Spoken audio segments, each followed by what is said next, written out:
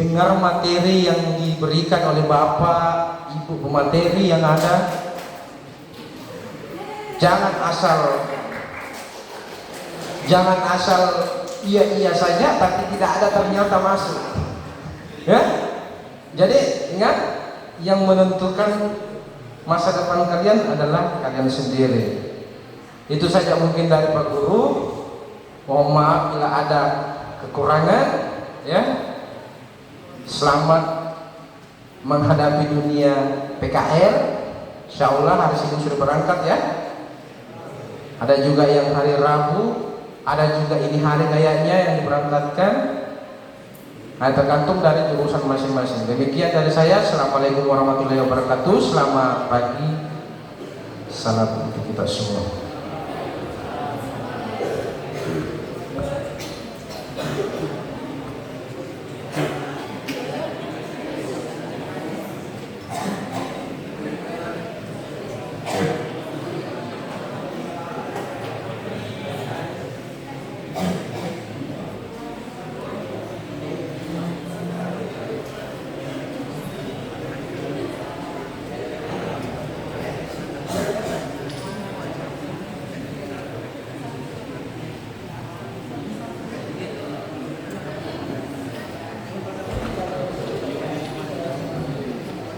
Ya, jadi mohon perhatiannya.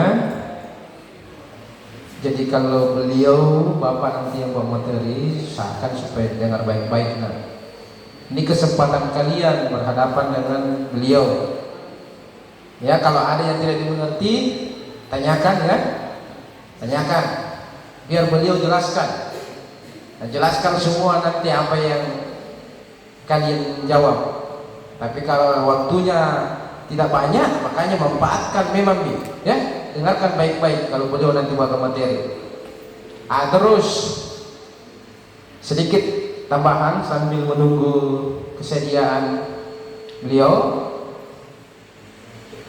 Tadi Pak Guru bilang untuk menjadi hebat tidak perlu terlalu banyak. Bagaimana sekali, ya, mau dibilang jago. Kadang-kadang itu orang yang banyak sekarang ceritanya tidak jago, yang selalu ribut karena mau diperhatikan. Kalau mau hebatnya, mulai dari bawah dulu, kenali semua derita dulu, ya. Karena tidak ada itu orang hebat bilang dirinya hebat, tidak ada. Jadi orang hebat itu biasanya rata-rata diam. Ini beliau lihat, kalau dilihat tampaknya ini beliau diam tak? Ternyata dia orang hebat. Ada kayak orang kayak kamu seperti tadi teriak-teriak tidak pernah duduk di depan. Ayo bercita-cita kalau bisa hari ini ke depan saya harus di depan juga. Gantikan nanti Pak Guru di sini, ya, sama Bapak. Kalian mau lanjut sekarang. Jangan selalu mau dibawa.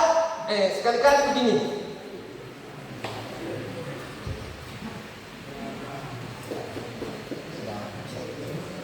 Ya, karena beliau sudah siap untuk memberikan materi, beliau juga jangan sampai, ya, karena masih ada agenda beliau yang lain. Untuk mempersingkat waktu kepada Bapak kami persilakan.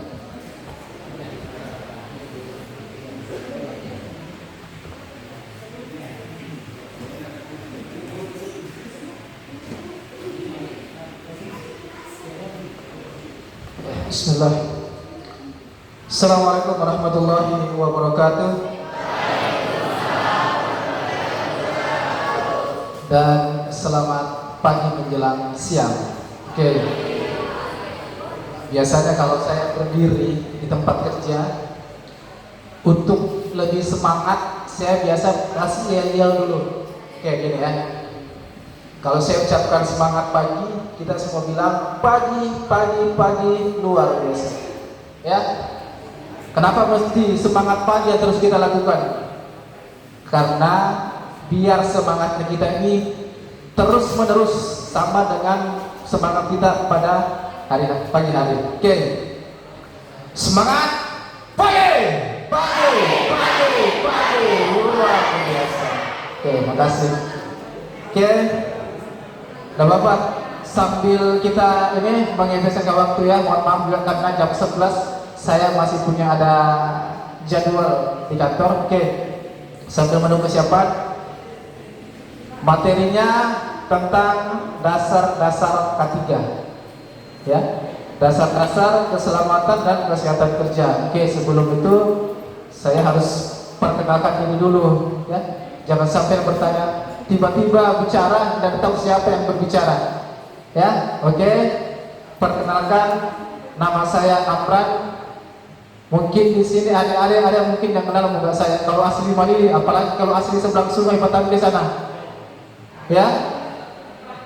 Nama saya Amran, saya asli Batande, dekat pinggir sungai, dekat jembatan gantung. Ya. Saya, oke, biodata saya SD-nya di Patande 243 Patande yang dulu. SMP-nya SMP Negeri 1 Malili, SMK di Palopo. Jadi kita sama-sama deh. Saya juga pernah di posisi adik-adik semua seperti ini. Saya dari STM Negeri 2, STM Negeri Palopo atau SMK 2 Palopo. Saya jurusan mesin produksi, teknik pekerjaan logam, ya.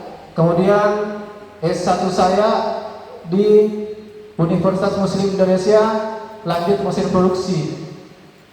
Masuk dunia kerja tidak ada hubungannya dengan pendidikan, ya. Riwayat pekerjaan saya 2002 saya masuk PT Inco lewat jalur apprentice. Sampai 2016 saya resign dari BP Vale. Pasti kaget semua, Pak, kenapa resign? Vale kan bagus. Karena saya meyakini saya masih bisa berkompetensi di tempat lain. Saya masih punya kemauan untuk belajar dan punya cita-cita lebih baik lagi. Ingat, perusahaan yang besar belum tentu kita menjadikan lebih perform di sana. Mungkin ada tempat lain yang bisa kita perform, ya. Semakin banyak Anda punya kompetensi, semakin besar peluang Anda untuk bekerja, ya. Kemudian 2016-2020 saya hijrah Kalimantan Timur, Berau. 4 tahun saya di sana. 2020 balik gabung CLM. Vale, PT Buma, tidak ada hubungannya pekerjaan itu sama di CLM. Nanti di CLM saya menjadi seorang safety, seorang praktisi K3. Dulu deh, kalau saya bicara begini depan orang, gemetar Kak. Dulu gemetar semua ini, karena belum terbiasa. Makanya orang K3 itu yang pertama harus dibenahi adalah public speakingnya, mentalnya, kemampuan berbicaranya harus pertama dibenahi. Kalau itu tidak bisa, jangan berharap Anda bisa menjadi seorang praktisi K3 yang bagus, ya. Oke.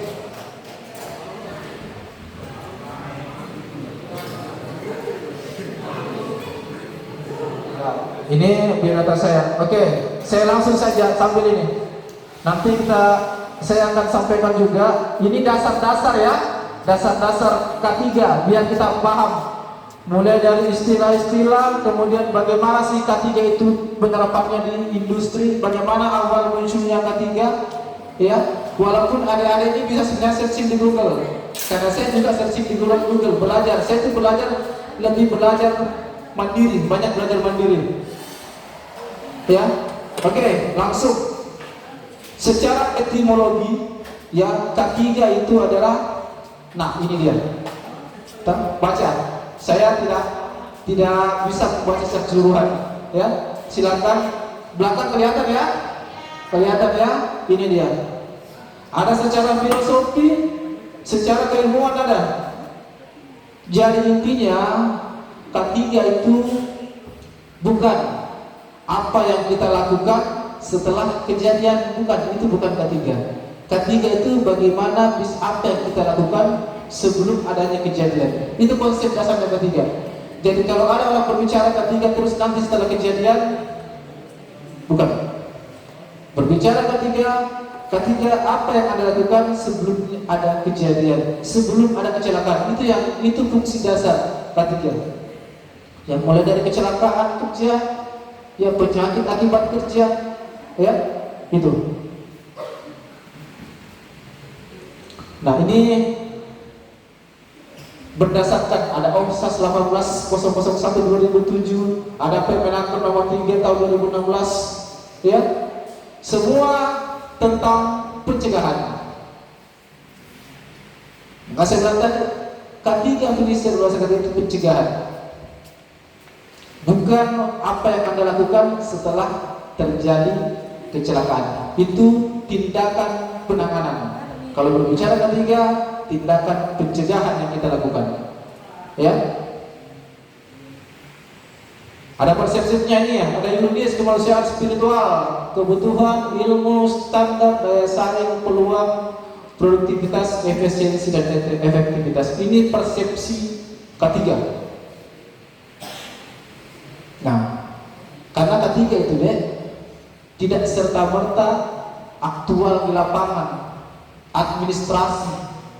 Ya, ini kalau Anda mau menjadi paham tentang ketiga, kalau Anda sudah menguasai ini, pasal 27 ayat 2, sampai tahu ayat 2, sampai tahu tentang kehidupan yang layak. Saya kasih gambarannya, setiap warga negara berhak mendapatkan ya kehidupan yang layak, ya. Uang tahun 70, tahun 30 ini dari aturan Belanda, karena dulu Belanda menjajah kita tahun 1800-an. Itu sudah ada sebenarnya, prinsip ketiga itu sudah ada, ya. Orang asing datang bangun pabrik gula menggunakan mesin uap, ini dasar, ya. Kemudian nomor 1 tahun 51, kemudian nomor 2 tahun 51. Nah ini dia, kalau orang biasa pelatihan, Undang-Undang nomor 1 tahun 1970, saya sering menyebutnya kitab sucinya. Jadi jangan langsung kitab suci kok disamakan dengan Al-Quran, bukan itu berpikir saya. Kitab sucinya tentang Undang-Undang Ketenagakerjaan, ya. Kemudian tentang ketenagakerjaan ada lagi di 2003, ya. Walaupun itu sebenarnya sekarang yang heboh ini apa, Omnibus Law Cipta Karya, ya, itu sekarang yang terbaru. Kemudian ya sistem jaminan sosial, ya, SJSN, kemudian tentang penerapan SMK 3, dan masih banyak lagi. Makanya saya bilang kalau kita berbicara ketiga, bukunya setebal ini. Nah ini dia. Tadi saya berbicara sejarah, bagaimana ketiga bisa sampai sekarang. Ini dia sejarah. Stonewall 1847 awal mulanya, ya. Kemudian tahun 1910 ini VR ini bahasa Belanda, Verrek Reclamation, agak ini tentang bahasa pergolakan bahasa Belanda. Ya, ini tadi penerapannya sama tadi yang saya sebutkan itu. Ya, nah ini dia. Kenapa sih kita harus paham terhadap ketiga? Apa tujuannya ketiga? Ini dia. Melindungi itu, jadi kalau orang berbicara melindungi, jadi sebelum kejadian. Kalau sudah kejadian, bukan lagi melindungi, ya, melindungi tenaga kerja, orang kerja, kemudian orang lain di sekitarnya, kemudian sumber-sumber produksi, peralatan, ya, itu juga, ya. Kemudian sumber tenaga produksi ini termasuk lingkungan, ya.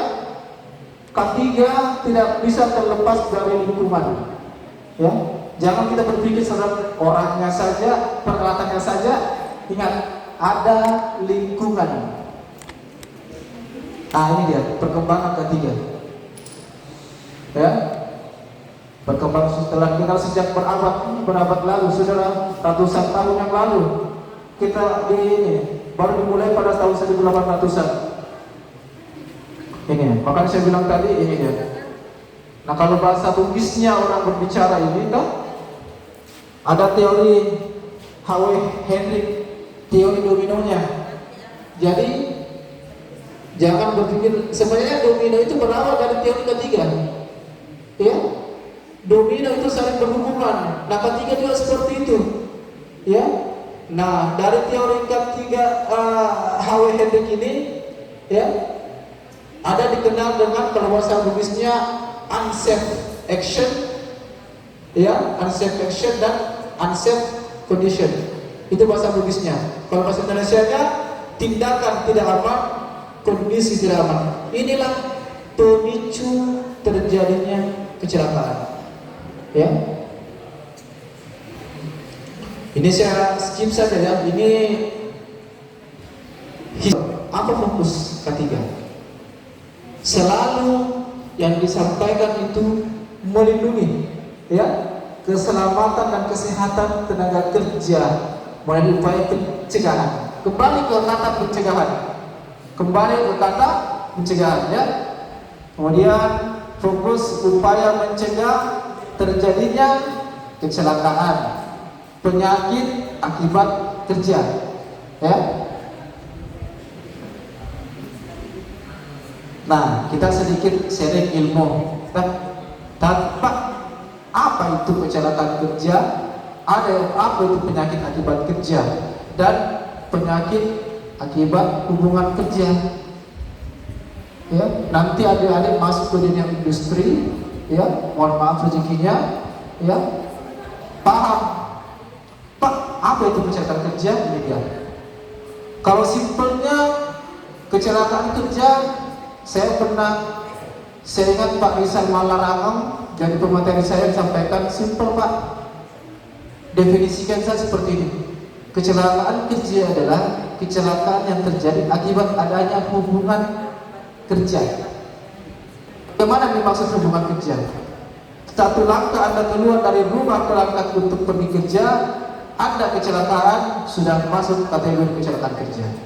Satu langkah Anda keluar dari pagar rumah Anda, cek, tiba-tiba datang mobil tabrakin, sudah masuk kategori kecelakaan. Kenapa? Sudah ada hubungan pekerjaan, Anda mau berangkat kerja, ya.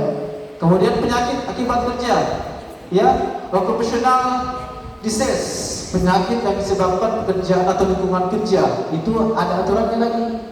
Jadi semua kita berbicara ada regulasi, ada aturan, ada undang-undang, ada permenaker, apapun namanya, ya. Oke, kemudian penyakit akibat hubungan kerja, ada lagi penyakit akibat hubungan kerja, ya, atau work related disease yang dicetuskan, diberatkan oleh pekerjaan. Penyakit ini disebabkan secara tidak langsung oleh pekerjaan. Nah, konsep ada bahaya kalau orang berbicara ketiga, dasar-dasar. Kalau Anda sudah tidak paham apa itu bahaya, apa itu resiko, bagaimana Anda bisa mengidentifikasi dari suatu bahaya, ya? Secara istilah saja sudah paham. Ini banyak ada miss di tengah-tengah masyarakat, susah membedakan. Pak, jangan membalap bahaya, terbalik nanti. Jadi terbaliknya itu dianggap bahaya, bukan. Terbaliknya itu resiko. Bahayanya naik motor membalap, itu bahayanya. Sumber bahayanya apa? Motor yang jadi sumber bahayanya, saya pengendara sebagai sumber bahaya. Sumber bahaya belum tentu menjadi bahaya, ya. Sumber bahaya belum tentu. Saya sumber bahaya. Kalau saya cuma berdiri di sini tanpa tidak naik motor, tanpa, ya, tidak ada, saya aman. Motor sumber bahaya, diparkir, saya sumber bahaya. Motor sumber bahaya, sama-sama saya berdiri, tidak melangkah, tidak ada energi. Bukan menjadi suatu bahaya yang dapat menimbulkan resiko. Nanti menjadi bahaya, saya menyalurkan energi saya, motor menimbulkan energi, itu menjadi bahaya, ya. Jadi bedakan, ya. Nah, ini juga ada sering kita dengar, tapi kalau di bahasa Indonesia itu semua kecelakaan dikatakan insiden. Insiden dalam bahasa Indonesia ya, tapi kalau bahasa Inggris beda lagi. Accident, insiden ini beda. Bahasa Inggris ya. Insiden, accident ini beda. Jadi kalau kita berbicara ketiga harus jangan bahasa oh kayaknya, kira-kira, seperti tidak. Pasti insiden itu apa? Insiden itu apa? Harus jelas. Ya. Insiden, saya selalu kalau memberikan seperti ini tidak menyebutkan langsung definisi. Contoh kasus, ternyata contoh kasus ini lebih enak kita pahami. Oke lah. Insiden seperti apa itu insidennya? Contohnya, ya, saya jalan kaki bos, tiba-tiba datang mobil PT-PT, ya sambat telinga aku spionnya. Siapa tahu ini kategori apa nih? Insiden atau eksiden ini? Insiden atau eksiden? Kalau saya jalan kaki tiba-tiba ada, oke motor mau pasir lah, dah sampai telinga aku, tapi tidak ada luka, tidak ada yang rusak juga alatnya. Ini kategori insiden, karena tidak ada kerugian, tapi sudah terjadi, selalu terjadi. Jadi kategori insiden tidak ada. Nah eksiden itu kalau ada korban, ada luka, ada kerusakan peralatan, kerusakan lingkungan, itu sudah eksiden. Beda lagi kalau dirmis. Ada apa? Dirmis, di sana tuh dirmis. Dirmis itu bahasa Inggris sebenarnya. Kalau kita hampir celaka, saya berdiri, tiba-tiba jadi kecicak dari atas di samping saya, yang besarnya kayak bola, ya, itu dirmis. Bayangkan kalau itu kena kepala saya, nah, itu kategori dirmis. Jadi dalam ketiga, semua dari 3 item ini harus dilaporkan. Tujuannya apa dilaporkan? Untuk bagaimana kita bisa melakukan tindakan pengendalian. Kembali ke konsep dasar ketiga, yang dilakukan adalah tindakan pengendalian. Ya. Nah ini dia. Bahaya, hazard itu bahaya. Nah, insiden atau eksiden, maaf saya lupa. Insiden atau eksiden itu 2. Ada risikonya, ya. Berhubungan dengan manusia, lingkungan, properti atau peralatan, ya. Nah, sumber-sumber bahaya itu diantaranya sumber-sumber bahaya. Ada alat kerja, bahan kerja, cara kerja, lingkungan, dan manusia. Konsep kecelakaan. Menurut Frankberg, ya, kecelakaan terjadi karena adanya kontak dengan suatu sumber energi. Makanya tadi saya bilang ada sumber energi, ada kontak di sana, ya. Seperti mekanis kimia, fisik yang dapat menginfeksi cedera pada manusia, alat atau lingkungan, ya. Kemudian oleh Derek Wiener disebutkan ada lagi, ya. Silakan dibaca. Saya agak rada tenggorokan kalau lama-lama bicara, ya. Nah ini banyak konsep-konsep ini adalah contoh-contohnya, ya. Nah ini energi, sumber energi. Nah bagaimana orang yang bisa selamat? Harus ada penghalang, barrier ini bahasa Bugis lagi. Kenapa saya coba gabungkan ini 2? Supaya kita terbiasa dengan istilah-istilah. Apalagi kalau kita masih dunia industri, jujur kebanyakan dunia industri menggunakan istilah-istilah asing. Jadi kenapa saya gabungkan biar kita punya gambaran juga, ya. Jangan serta-merta bukan kita tidak cinta dengan bahasa kita, tidak, ya. Tapi kita harus tahu juga istilah-istilah yang diterapkan di dunia ketiga. Ada energi, ada barrier atau penghalang. Nah inilah harus ada penghalang. Nah masuk ke konsep ketiga, inilah menjadi penghalang kita. Bagaimana orang bisa aman bekerja, bagaimana lingkungan kita bisa aman, bagaimana properti kita bisa aman, harus ada penghalang, ya. Nah kalau bicara penghalang, kita kembali nanti berbicara ke hierarki pengendalian. Nanti saya akan sampaikan. Nah ini dia penyebab. Ada penyebab langsung, penyebab tidak langsung, ada penyebab dasar, ya. Ini semua. Silakan adik-adik semua dibaca secara sekilas ya seperti apa ya. Jadi jangan serta-merta bahwa ternyata karyawan saya yang salah. Tidak. Ada di terakhir itu penyebab dasar. Ada lemahnya manajemen, kan ada juga. Jadi bukan serta-merta bahwa memang karyawan yang tidak becus kerja. Jangan. Makanya ada proses-proses yang dilakukan untuk mengidentifikasi dari suatu bahaya. Ini Henrik ya. Nah ini dia presentasinya. Presentasi dari suatu penyebab kecelakaan ya. 88% itu disebabkan karena faktor manusianya. Faktor manusianya 88%. Ini masih mending. Ada ahli ketiga yang mengatakan bahwa 98% faktor manusianya.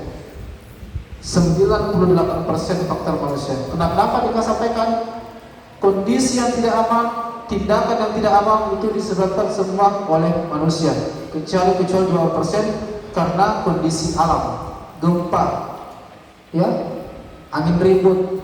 Tapi kalau yang lainnya, orang bilang Pak, kemiringan liriknya terlalu terjal. Oke, siapa yang ciptakan? Siapa yang membuat desain itu? Engineering. Siapa yang eksekusi? Orang produksi. Sama, kembali lagi ke manusianya, ya, itu. Nah ini tadi, ini saya bilang tadi agak kabur ya, agak kabur. Saya jelaskan ya. Ini nanti kaitannya kita ke inilah teori domino, seperti ini teori domino. Jadi jangan domino ini jangan sering saya artikan ya. Kita mengambil dasar dari kecelakaan kerja itu terjadi, ada penyebab dasar, penyebab tidak langsung, penyebab langsung yang menyebabkan kecelakaan akhirnya menimbulkan kerugian. Ya, namanya kecelakaan, eksiden sudah pasti ada kerugian. Jadi di dalam industri, dalam perusahaan, bukan cuma kerusakan alat saja yang menjadi kerugian, bukan cuma pencemaran lingkungan yang menjadi kerugian, tetapi terhentinya proses produksi menjadi bagian dari kerugian. Ya, terhentinya proses produksi menjadi bagian dari kerugian. Oke, kembali ke teori piramida. Ya, ini bukan saya yang bikin. Ini ahli ketiga yang membuat penelitian dan akhirnya menyimpulkan satu. Menurut ahli ketiga, fatality, accident, kecelakaan yang menimbulkan kematian itu tidak muncul secara tiba-tiba. Secara penelitian ya, tidak muncul secara tiba-tiba. Itu diawali dengan 600 kejadian. Tadi yang saya bilang diri sampai celaka, jatuh dia cicak di sampingnya, dibiarkan, tidak apa-apa, tidak kena jika temannya lagi, Pak, jatuh paru-paru di sampingku, tidak kena jika. Ya, akhirnya itu diakumulasi. Begitu sampai 600, ya, bisa saja itu tidak ada datanya. Pak, tidak ada rekor datanya. Iya, karena tidak dilapor. Muncul 30 insiden atau eksiden, ya, kecelakaan yang menyebabkan kerugian. Ya. Nah, 30 kalau kita tidak melakukan tindakan antisipasi secepatnya akan muncul 10 kecelakaan ringan. Orang menyebutnya lost time injury, LTI. Orang celaka, cedera, masuk rumah sakit, tidak bisa bekerja, apa dia patah kakinya, ya. Nah, itu dibiarkan, tidak ada tindakan koreksi pengendalian, cek satu fatality. Tahun ini, saya tidak tahu ini kan PT Vale ada kejadian satu fatality, ya, meninggal. Itu jadi orang berpikir, kenapa tiba-tiba langsung fatality? Ya, sudah banyak kejadian-kejadian yang terjadi ya sebelum-sebelumnya. Jadi mohon maaf, saya tidak membanding-bandingkan perusahaan ya. Ya, karena saya juga 14 tahun di FT Vale, memang perusahaan besar tidak menjamin kembali ke orangnya masing-masing. Seperti apapun sistem itu kita bangun, seperti apapun sistem itu perusahaan bangun, tapi kalau tidak didasari dari kesadaran karyawannya itu, saya sampaikan, walaupun seorang safety berdiri, orang dari planet luar sana berdiri menyampaikan tentang K3, kalau bukan dari orang-orang yang sendiri sadar tentang K3, bullshit, ngomong kosong. Tidak ada gunanya orang berbicara. Sistem itu secara administrasi saja. Ya, oke. Jadi itu teori piramida. Nah ini dia. Tadi kita ada tindakan pengendalian ini dia. Ada hierarki pengendalian. Jadi ini sudah diatur semua. Nah, sebagian yang kita pahami, ini kita balik ini barang. Jadi seolah-olah ini APD. Tahu APD? Apa? Oh, saya kira alat pelindung diri. Oke, alat pelindung diri ya. Alat pelindung diri. Ini selalu diangkat ke bagian pertama. Cek jadi kalau saya tanya, bos, pakai APD-mu, pakai APD-mu, pakai APD-mu. Menjadi ini yang menjadi konsep dasar fokus kita untuk melakukan hierarki pengendalian. Padahal salah. APD itu urutan terakhir. Dan biasanya APD itu yang paling mahal sebenarnya. Oke, yang pertama kita kupas satu-satu, eliminasi. Kita hilangkan dulu sumber-sumber bahayanya. Bisa tidak? Misalnya laptop. Ini menjadi sumber bahaya. Bisa tidak saya bekerja supaya saya tidak kesetrum ini? Bisa tidak saya dapat ini saja? Bisa tidak? Supaya ini kan nanti ini kalau misalnya ini ada korslet, saya pegang, saya kesetrum listrik. Atau bisa tidak kalau mic ini saya lepas? Bisa. Tetapi mengurangi produktivitas saya dalam memberikan materi. Saya harus teriak-teriak. Oke. Kalau itu tidak bisa lakukan, saya coba substitusi. Substitusi artinya mengganti laptop ini. Ya mungkin saja saya lakukan adalah pakai buku saya lakukan, ya.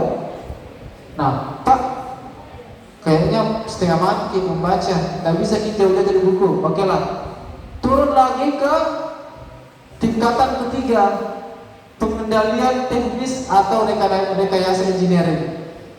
Seperti apa? Nah, seperti ini saya lakukan. Ada proyektor, mungkin kalau ada poin, ada ini senter penunjuk ini, saya bisa berubah tanpa saya harus sentuh, bisa. Jadi seperti itu tindakan pengendalian yang kita lakukan. Yang keempat, administrasi, SOP, JSA, training, semua yang dilakukan untuk memberikan ilmu kepada orang-orang. Kemudian yang terakhir ini APD, terakhir APD, ya. Bos, pakai ke helmmu, pakai ke ini, pakai semua, ya, dilengkapi. Itu langkah terakhir. Oke. Ada pendekatan-pendekatan yang bisa kita lakukan untuk dalam bentuk pengendalian, ya. Ada pendekatan energi, manusia, teknis, ya. Ada semua. Nah, bidang ketiga, ya, pembidangan secara empiris dibidangkan ke dalam ada bidang. Makanya saya bilang tadi, kalau kita berbicara ketiga, tiga ini yang tidak bisa terpisahkan, ya, keselamatan, kesehatan, dan lingkungan. Kalau di CLM saya sekarang tempatnya itu di departemen saya bergabung lagi forestry, kehutanan, ya. Tapi secara empiris, ya, tiga ini yang menjadi topik, yang menjadi yang utama. Nah, kita berbicara keselamatan kerja, ya, mekanik, ya, konstruksi, proteksi kebakaran, dan keselamatan listrik. Kesehatan kerja ini ya. Kenapa saya bilang kalau kita berbicara keselamatan, cedera, bagaimana sifatnya temporer. Saya sering waktu-waktu masalah kesehatan. Kenapa? Apa nih bikin anak-anak? Resiko dari bahaya kesehatan sifatnya permanen dan terasa bukan sekarang, terasa nanti usia kita 4 tahun, 50 tahun. Saya sharing, saya adalah salah satu orang menjadi korban bahaya kesehatan ergonomis. Posisi pada saat bekerja ergonomis, ya. Kenapa banyak karyawan sekarang sakit tulang belakangnya? Ya, operator sakit tulang belakangnya. Ini posisi pada saat bekerja ergonomis, ya. Kursi ini bukan asal dibikin kursi ini, ya.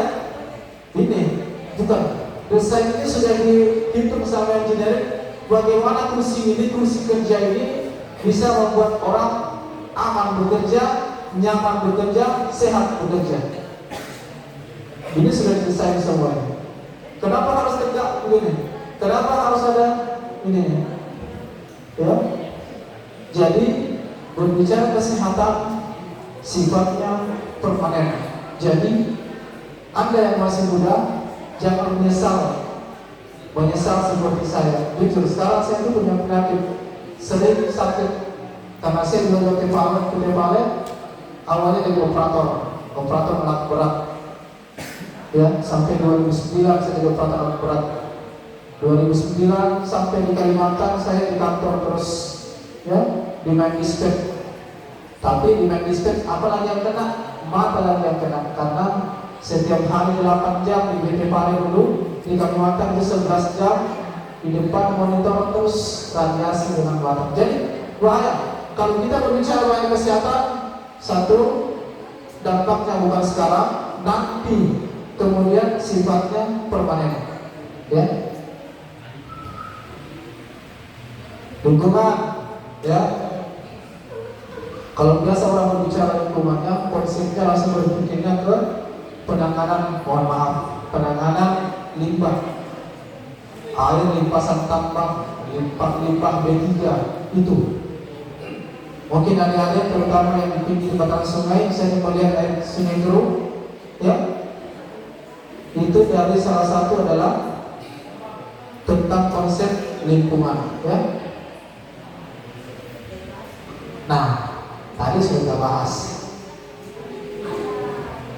Di sisi lain, kita juga harus paham masing-masing punya logo K3 di bajunya, ada? Coba lihat, masing-masing punya logo K3 di bajunya. Oke? Coba kurang dari 2 detik, siapa yang tahu berapa jumlah giginya? 1, 2. Jumlah gigi dan livernya berarti tidak pernah ada gitu.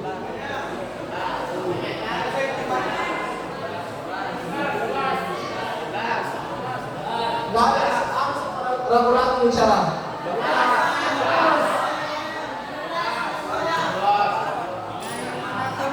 12 atau berapa? 11.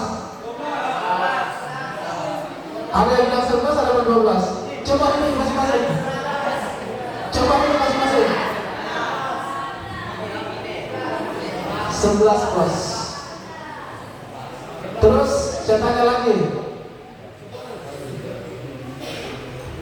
posisi giginya bagaimana?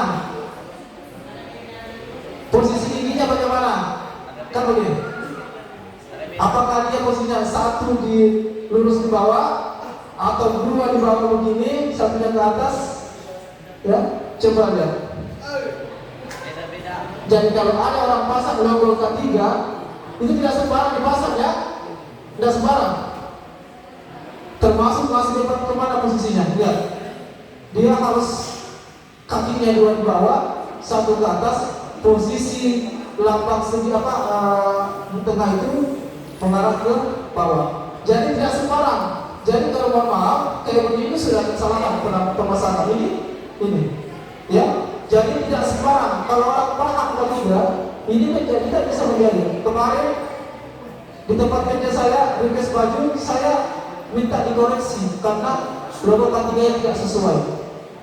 Saya tidak mau lambang ini disalah artikan. Karena itu punya filosofi, punya arti semua ini. Punya arti ya. Bentuk segi empat, warna putih, ini semua ada. Roda gigi. Kalau kita mau berhitung ada semua. Ukuran-ukuran standarnya ada, ya. Logo, tinggi hurufnya ada, bawah hurufnya ada, semua dijelaskan, ya. Ini makna bentuk lambang pangan dilingkari roda gigi 11 toh. Jadi nanti kalau yang bertanya di tempat kerja, tempat makannya, mantap dia kita pakai orang ketiga, berapa jumlah roda gigi dalam orang ketiga? 11 bos, jangan ragu-ragu, tidak 11. Kalau udah 12, dia menguji Anda, ya 11. Oke, nah ini juga harus kita pahami, ya. Kenapa ada palangnya, kenapa ada roda giginya, ada putih, hijau, kemudian 11 roda gigi. Kita harus tahu kenapa 11. Oh 11 bapak. 11 dalam undang-undang keselamatan kerja, ya. Kemudian kenapa harus ada palang? Ya, palang itu simbol kecelakaan dan sakitnya itu bekerja. Ada roda gigi, ya. Jadi ini, jadi kita harus paham dulu. Jangan serta-merta tempel logo ketiga dong. Apa berapa juta gigi? Itu tidak saya hitung. Padahal tiap hari Anda pakai mungkin berapa kali logo ketiga. Tiap hari saya yakin. Aku tiap hari yang pakai, tetapi kita tidak paham, ya. Yang melengket di badan kita ini apa, ya? Ini, ya. Permasalahan berjalan termasuk berjalan ketiga juga, ya. Jadi tidak asal-asal ya. Itu saya pikir dasar-dasar yang perlu kita pahami. Silakan. Kalau ada sesuatu yang ingin ditanyakan, ya.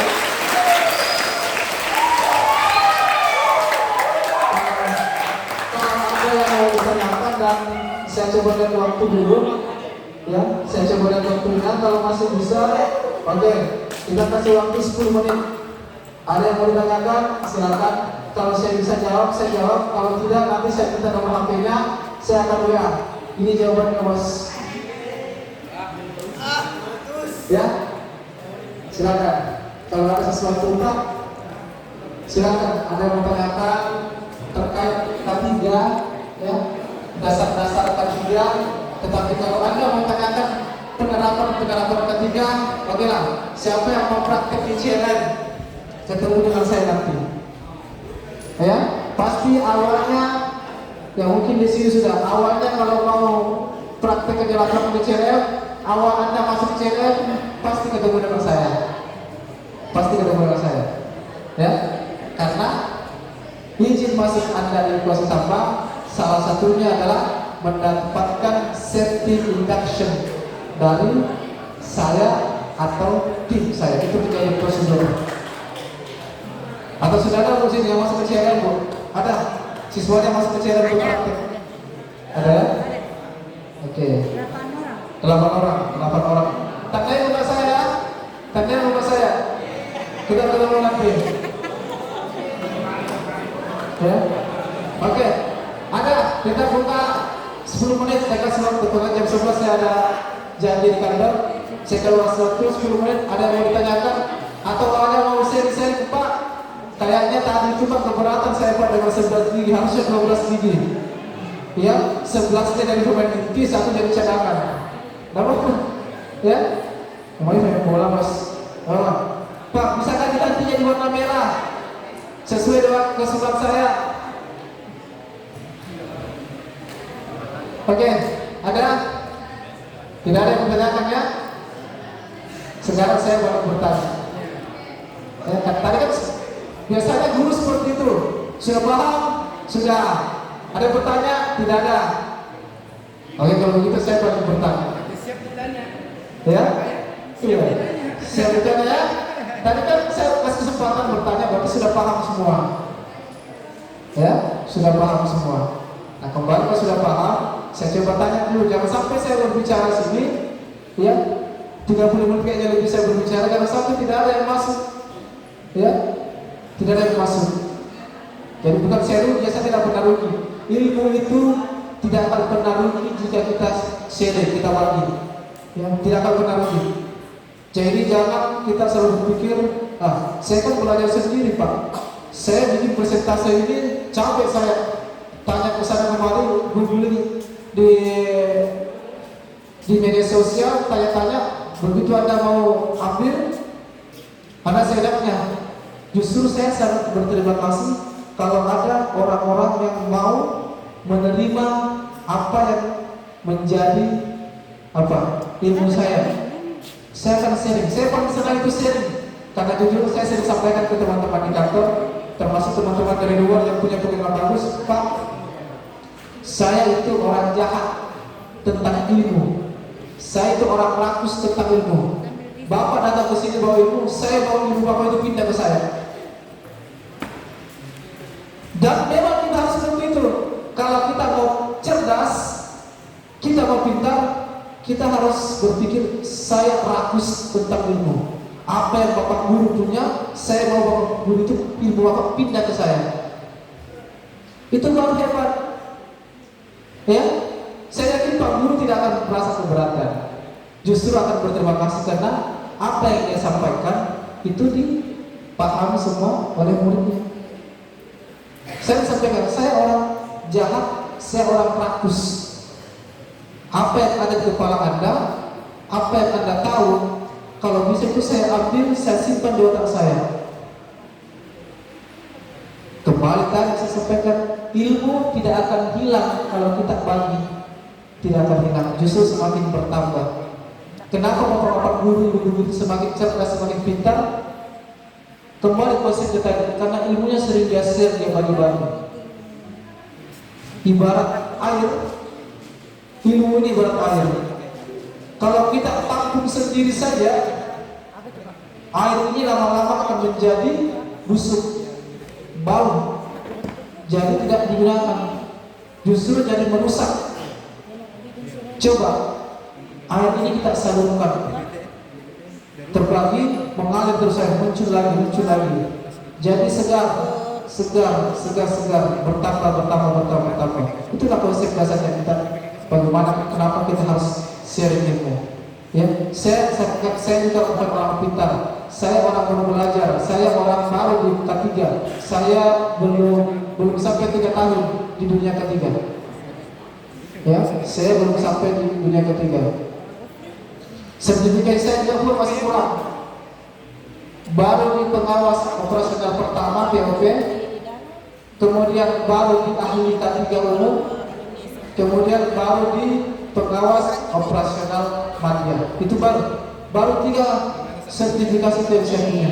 Jadi kalau kita berbicara sertifikasi apa yang Bapak punya, itu baru 3 itu. Tetapi ilmu saya cuma bukan belajar dari lembaga pelatihan, tapi saya belajar di Google. Coba semua materi yang tadi, coba ada yang cari di Google, ada semua di Google. Apa sih yang tidak ada sekarang di Google? Cuma yang tidak di Google sekarang cuma mantan pacar yang tidak di Google. Ya, dan yang lainnya itu ada. Mau cari sesuatu di Google? Bisa. Ya. Jadi jangan pernah berhenti untuk belajar, apalagi yang muda-muda. Gunakan HP Anda bukan hanya untuk media sosial saja. Jangan bukan TikTok, Instagram, WA, Telegram, Facebook. Coba searching. Undang-Undang Nomor 1 Tahun 1950 apa sih bunyinya? Oh, ternyata ini yang dia maksud. Kenapa saya tidak menjelaskan? Kalau saya mau buka tadi, saya sudah ada. Undang-undang saya sudah ada. Tapi kalau saya jelaskan semua nanti dia begitu sih, ada yang sudah jelaskan. Karena sesuatu itu kalau kita sendiri yang cari beda. Kalau saya sendiri undang-undang, ternyata yang dimaksud ini. Ternyata uang sampai 30, yang dimaksud ini. Enak, langsung tinggal di otak kita. Ya, sekali lagi terima kasih untuk kalian semua. Selamat datang di dunia industri dunia tambang yang akan melaksanakan PSG ya. Apa namanya itu PSG? Apa?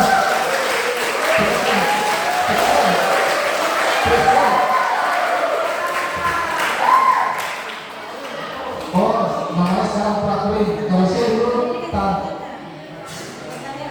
PKL praktek kerja lapangan. Kalau saya dulu tahun 98, belum boleh. Tahun 98 saya itu di Pemala Aneka Tambang, saya namanya pendidikan sistem ganda PSG ya, tahun 1998 ya, sudah saya kan 80 ya, sudah tua ya, karena 80 ya, jadi itu.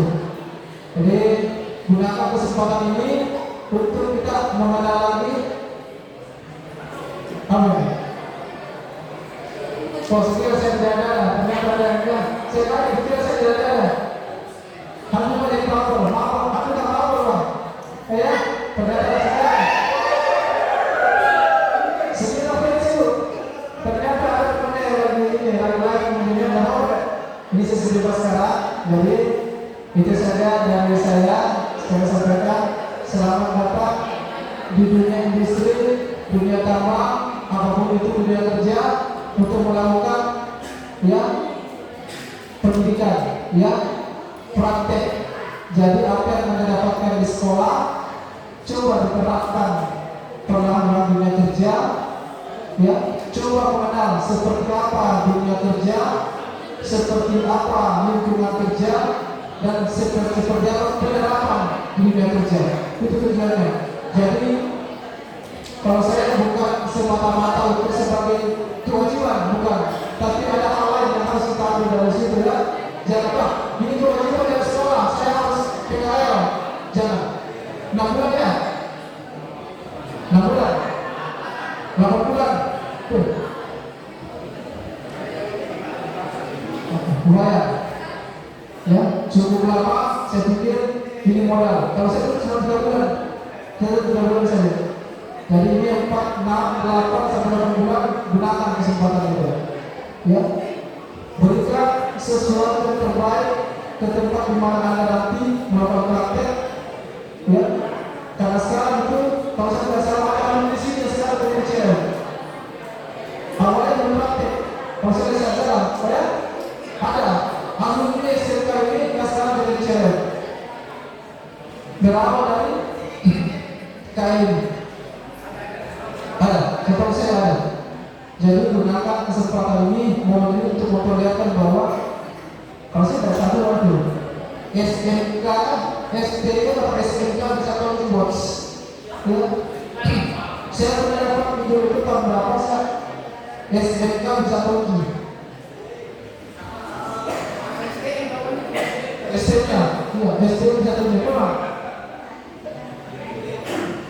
banyak alumni SCM itu yang bagus ya, jadi kan itu dari motivasi kayaknya sudah tanda-tanda. Biasanya kalau saya sudah dikasih syarat dan kalau saya sudah ini Pak sudah lama sekali bicara. Nah kalau saya dulu ya, sebenarnya itu saya itu paling senang sudah bisa seperti ini, paling senang ya.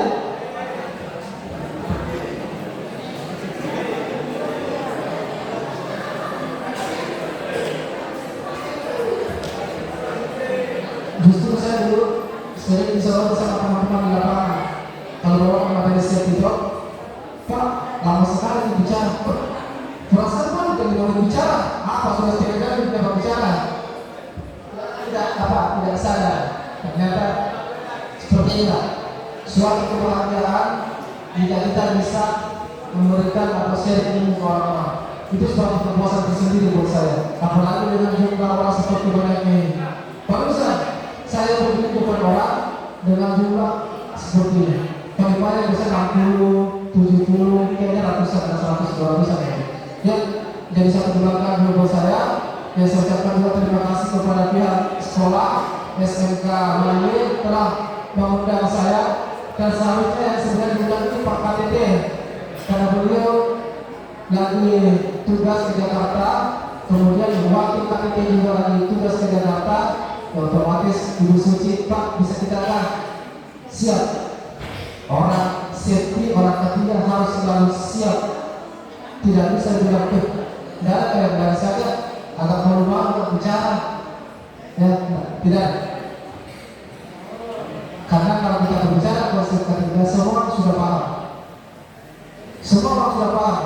Intinya selamat bekerja, sehat bekerja, itu saja. Itu intinya. Nah, tinggal bagaimana kita saling mengingatkan, ya, mengingatkan ke orang-orang bagaimana kembali.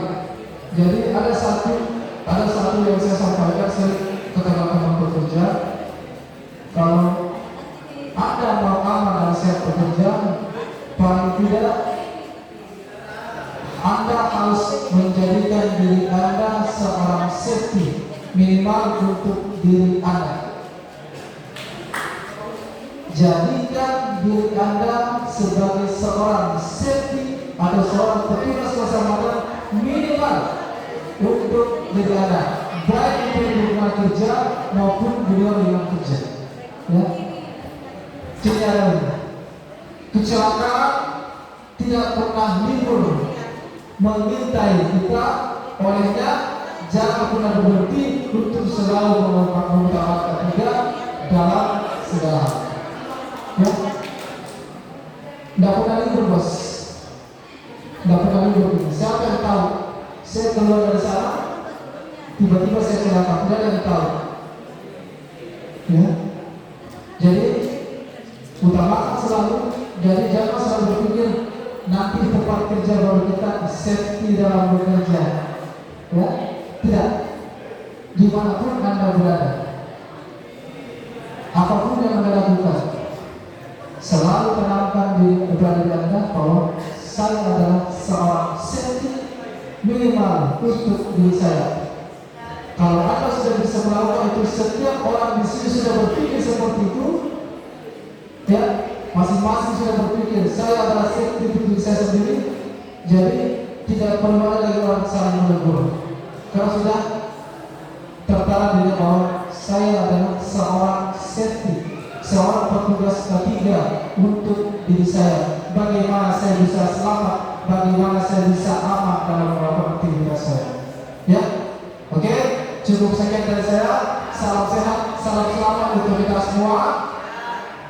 Sebelum kita tutup, saya minta lagi yang tadi, biar semangat lagi kita ya. Oke, masih ingat kalian tadi yang pertama? Siap ya?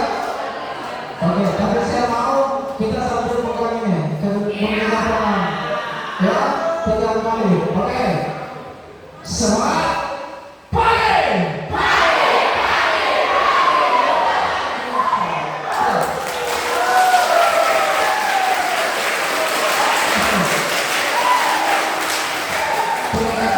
Mohon maaf jika ada sesuatu yang salah atau kekurangan, itu karena saya sebagai manusia yang masih dalam proses belajar.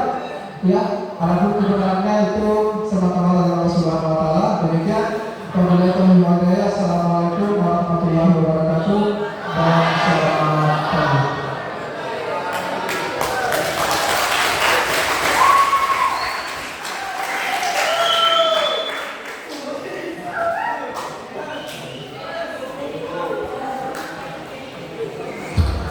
Demikian pemaparan materi tentang K3 dan lingkungan hidup dari Bapak Amra SD Sarjana Teknika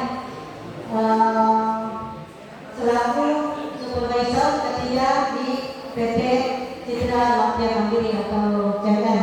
Kita kasih aplaus dulu untuk